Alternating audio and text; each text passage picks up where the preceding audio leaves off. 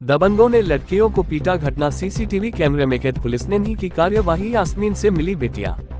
नारी शक्ति नारी सम्मान सेवा समिति की अध्यक्ष से मिली बेटियां। मीडिया से बातचीत करते हुए यास्मीन ने बताया कि इन गरीब लड़कियों के साथ मारपीट और अभद्रता के साथ साथ सरेआम मारपीट हुई है, जिसकी अभी तक कोई कार्यवाही नहीं हुई है, न ही आसपास के सीसीटीवी कैमरे से फुटेज निकालने की पुलिस ने कोशिश की, बस मामले को समझौते का दबाव लड़कियों पर बनाया। यास्मीन ने कहा, बड़े शर्म की बात है कि बेटियों के सामने रोड पर हुई छेड़छाड़ और मारपीट की सीसी फुटेज आसपास के कमरे में कैद होने के बाद भी पुलिस ने अभी तक 1 माह लगभग बीत जाने पर भी पुलिस ने कोई कार्रवाई नहीं की और समझौते का लड़कियों पर दबाव बनाते रहे। ये घटना 11 मार्च 25 की बारादारी थाना क्षेत्र के अंतर्गत आने वाले जगतपुर चौकी के टंकी के पास का है। एक सनसनीखेज मामले पर पुलिस चुप क्यों है? यास्मीन जहां ने कहा कि लड़कियों का आरोप है कि वो लोग आपराधिक प्रवृत्ति के कुछ आगे वो कोई भी घटना को अंजाम दे सकते हैं। स्थानीय लोगों ने गरीब लड़कियों के साथ बेरहमी से मारपीट की और अभद्र हरकतें की निंदा की है। ये घटना रविवार रात की बताई जा रही है, जिससे इलाके में भय और आक्रोश का माहौल फैल गया है। यास्मीन ने बताया कि लड़कियों के अनुसार दबंगों ने लड़कियों को बेवजह घेर लिया और उन्हें बुरी तरह पीटते हुए गालियां दी। पीड़ितों का आरोप है कि मारपीट के दौरान उनके साथ अपमानजनक और अशोभनीय व्यवहार किया गया। ये भी कहा जा रहा है कि इस तरह की घटनाएं पहले भी हो चुकी हैं, लेकिन शिकायत के बावजूद कोई कड़ी कार्रवाई नहीं हुई। बेटियों का आरोप है कि रात में ही मेरे पिता और मुझे पुलिस ने घर से बुलाकर थाने में बैठाकर समझौते का दबाव बनाया। किसी तरह से नारी शक्ति नारी सम्मान सेवा समिति की मंडल अध्यक्ष रूबी को जब घटना का पता चला तो वो थाने पहुंच गई और बेटियों को उनके घर पर भेज दिया। बेटियां इतनी खौफ में थी कि डर से घर से नहीं निकली। किसी तरह लड़कियां कप्तान साहब के यहाँ पहुँची, लेकिन कप्तान साहब के आदेश के बाद भी पुलिस द्वारा सीसी फुटेज नहीं ली गई। यास्मीन जान ने मीडिया को बताया कि एक तरफ सरकार बेटियों को सुरक्षा प्रदान करती है, दूसरी तरफ पुलिस चौकी थाना में बेटियों की सुनवाई नहीं होती, जिससे आए दिन दबंग टाइप के लोगों का हौसले बुलंद होते जा रहे हैं और वह और भी भयंकर घटना को अंजाम दे रहे हैं। स्थानीय लोगों का कहना है कि यदि पुलिस प्रशासन ने समय रहते कार्रवाई की होती तो शायद ये घटना टाली जा सकती थी। पीड़ित परिवारों ने नारी शक्ति नारी सम्मान सेवा समिति से न्याय की गुहार लगाई है। यास्मीन का कहना है कि मैं उच्च अधिकारियों से मिलकर इस मामले की गंभीरता से अवगत कराकर अधिकारियों द्वारा इन दबंग अपराधी प्रवृत्ति के लोगों के ऊपर सत्य कार्यवाही की मांग करूंगी और दबंगों के खिलाफ सत्य कार्रवाई हो, जिससे इस तरह की घटनाओं को रोका जा सके। ऐसा क्या हुआ जो आज आपको यहाँ पर आना पड़ा है मैडम के पास? नारी शक्ति नारी सम्मान की जो बहन है यास्मीन, जहाँ इनके यहाँ आप आई हैं, क्या मामला है आपका? क्या हुआ आपके साथ? आसिफ ने हमारे साथ जबरदस्ती करी थी 5 साल से। मुर्गे वाला आसिफ। कहाँ रहती है? जगतपुर में। आप कहाँ रहती? जगतपुर में। थाना कौन सा लगता है? थाना बारादरी। क्या मामला हुआ? पूरी बात क्या है वो बताओ। 5 साल से हमारे पापा उनको ऑटो चलाते हैं, फिर उसके बाद वहाँ पापा को टॉर्चर करता है और प्लस जो पैसे कमाते हैं वो भी सब छीन लेते हैं। मतलब पैसे छीन लेते हैं। उनका ये है कहना कि मतलब मुझसे शादी कराते हैं। आसिफ का कहना ये है। हाँ, मेरे साथ आगे बदतमीजी करता था। हम दोनों बहने घर में थे, छेड़खानी करता था। 5 साल से ये सब हो रहा है। फिर हमारे पापा ने, हम लोगों ने कहा पापा से कि ऑटो मत चलाओ, इनका दे दो, इन्हें वापस कर दो। तो मेरे पापा ने ऑटो वापस करने के लिए गए थे। फिर उसके बाद पापा के साथ मारपीट की और ये कहा ऑटो छोड़ोगे तो 50,000 रुपए दोगे जुर्माना, नहीं तो जान से मार देंगे, ऑटो मत छोड़ो हमारा, ये सब बोला था। फिर पापा को मारा था जब हम लोग गए थे वहाँ पे रोड पे।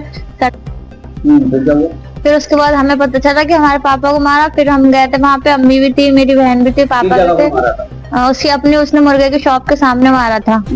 हाँ बाप, ये जगतपुर में ये मुर्गे की शॉप, चौकी से थोड़ा सा आगे जगतपुर चौकी जो है। फिर हमारे साथ बदतमीजी की, मेरे पापा के बहुत मारा। पापा को 5 लोगों ने, मोहम्मद दीन ने और आसिफ ने और 3 लड़के जो उसके दुकान पे थे उन्होंने मारा और मुझे मारा। मेरी दोनों बहनों का फोन तोड़ दिया, इसका भी मेरा भी। पापा के हाथ में काटा, इसके भी हाथ में काटा और अम्मी को भी मारा मेरी। सड़क पे बहुत सारे लोगों ने, और वहाँ पे सीसीटीवी कैमरा भी है, लेकिन वो अभी तक पुलिस ने न चेक करे न निकलवाए। हमने दी है इसके बहुत, कप्तान के यहाँ, कप्तान सर के यहाँ भी गए थे हम और सब, मतलब चौकी थाने भी गए थे। हमें फोन करके बस बुलाया था। उनका भी यही कहना, वो मिले हुए, उन्होंने कह दिया कॉम्प्रोमाइज कर लो। वो लोग मिले हैं? पैसे दिए थे चौकी वालों ने, कह दिया कॉम्प्रोमाइज कर लो। हमारे पास फोन करा। जगतपुर की। और हमारे पापा को घर से उठा लाए थे रात में कॉम्प्रोमाइज करने के लिए 12 बजे, मोहम्मद दीन और नेता, और हमें 12 बजे बिठा के रखा। हम तो ये चाहते हैं उसे सजा मिले, जेल जाए वो। मतलब जब आपको मारा पीटा था तो वहाँ पर और कोई लोग मौजूद थे? वहाँ पे बहुत सारे लोग थे बट कोई नहीं कहेगा वो क्रिमिनल एक टाइप का, क्योंकि उसने अपनी वाइफ को जला के मारा। उसी में? हाँ, वो मतलब गुंडा किस्म का आदमी है, तो लोग बाग उससे डरते हैं। और धमकी दी उसने हमें खुलेआम, रिकॉर्डिंग भी है हमारे पास। ये कहा फोन करके मेरे भाई के पास कि क्या नाम, अगर कोई चौकी थाने गया, किसी ने कंप्लेंट की तो जान से मार देंगे तुम्हारे बच्चों को। उनके 4 बच्चे हैं, वो तो मेरे बड़े भाई डर के मारे भाग गए यहाँ से।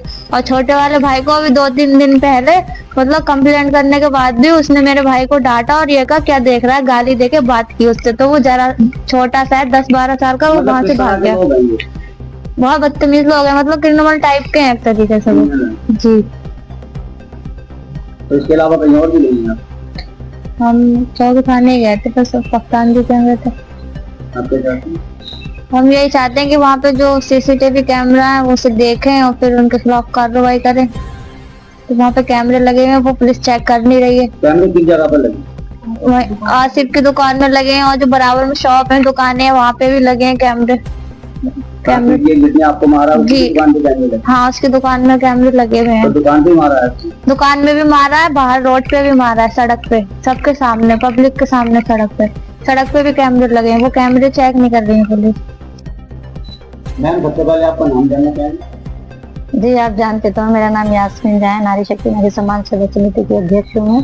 जी, आज जो आपके पास ये 2 महिलाएं आई हैं, क्या मामला है? ये पहली बात तो महिलाएं नहीं है, बेटियां हैं, इनकी शादी नहीं हुई है। दूसरा ये है कि एक कोई आसिफ है मुर्गे वाला, उसने देखिए आजकल जैसे बच्चियों के साथ में कांड हो रहे हैं, रेप हो रहे हैं, इसके बावजूद भी पुलिस कोई कार्रवाई नहीं कर रही है। तो ये बेटी है हमारी मंडल अध्यक्ष मन्नत के पास पहुंची थी और मन्नत ने इनकी हेल्प की। जब पुलिस के पास 12 बजे गई, इनके पापा को उठा लिया पुलिस ने। तब मन्नत गई हमारी मंडल अध्यक्ष, लेकिन इन्होंने एक भी नहीं सुनी इसकी, तब ये मेरे पास लेके आई। तो दरअसल मेरी पुलिस से बात हुई है, उनका कहना ये है कि ये कंप्रोमाइज कर लें। और सबसे बड़ी बात तो सर, मैं एक बात आपके चैनल के माध्यम से कहना चाहूंगी कि अगर लगता है पुलिस को कि लड़कियां सही है या गलत हैं, वो फैसला करवाने वाले, कंप्रोमाइज करवाने वाले होते कौन है।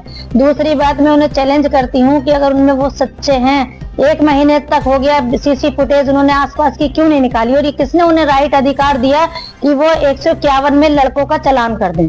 पहली बात, क्योंकि जब लड़कियों के साथ मारपीट हुई है, आप कौन होते हैं डिसीजन लेने वाले कि उनके साथ मारपीट नहीं हुई। आप सीसी कैमरे जो आसपास के लगे हैं उन्हें फुटेजों को खंगालिए ना, तभी तो आपको पता चलेगा कि इन लड़कियों के साथ घटना हुई है या नहीं हुई। आपका निर्णय सर्वोपरि होगा, यानी कि कप्तान साहब आदेश कर रहे हैं कि इसमें विवेचना हो, जांच हो, उनकी भी बातों की अवहेलना की जा रही है।